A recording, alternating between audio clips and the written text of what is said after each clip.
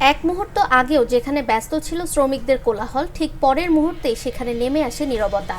বিকট বিস্ফোরণের শব্দে কেঁপে ওঠে পুরো এলাকা, ধোঁয়া আর আগুনে ঢেকে যায় সবকিছু। চোখের পলকে ধ্বংসস্তূপে পরিণত হয় একটি আতশবাজি কারখানা, আর সেই ধ্বংসস্তূপের নিচে চাপা পড়ে যান বহু শ্রমিক। ভারতের তামিলনাড়ুর এই মর্মান্তিক ঘটনায় নিহত হয়েছেন অন্তত ১৯ জন, আহত হয়েছেন আরও ৬ জন। হতাহতের সংখ্যা আরও বাড়তে পারে বলে আশঙ্কা করছেন স্থানীয় কর্তৃপক্ষ। রোববার এই দুর্ঘটনাটি ঘটে। বিস্ফোরণের খবর পাওয়ার সঙ্গে সঙ্গে দমকল বাহিনী ও উদ্ধারকারী দল ঘটনাস্থলে পৌঁছে ধ্বংসস্তূপ সরানোর কাজ শুরু করে। আহতদের দ্রুত নিকটবর্তী হাসপাতালে ভর্তি করা হয়।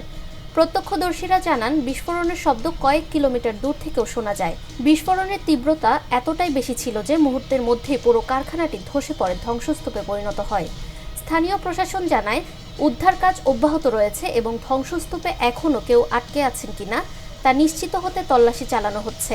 প্রাথমিকভাবে ধারণা করা হচ্ছে, কারখানা নিরাপত্তা বিধি না মানা বা দাহ্য পদার্থের অনিয়ন্ত্রিত সংরক্ষণের কারণে এই দুর্ঘটনাটি ঘটতে পারে। দুর্ঘটনার কারণ অনুসন্ধানে ইতোমধ্যে পুলিশ ৪টি বিশেষ তদন্তকারী দল গঠন করেছে। সংশ্লিষ্ট কারখানার লাইসেন্স, নিরাপত্তা ব্যবস্থা এবং কর্মপরিবেশ খতিয়ে দেখা হচ্ছে বলে জানিয়েছে প্রশাসন।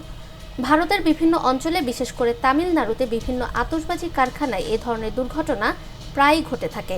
নিরাপত্তা ব্যবস্থার ঘাটতি ও অনিয়মের কারণে প্রতি বছরই প্রাণহানির ঘটনা ঘটছে, জানিয়ে দীর্ঘদিন ধরেই উদ্বেগ প্রকাশ করছেন সংশ্লিষ্টরা। ফাহমিদা বিনতে আনোয়ার, নিরপেক্ষ।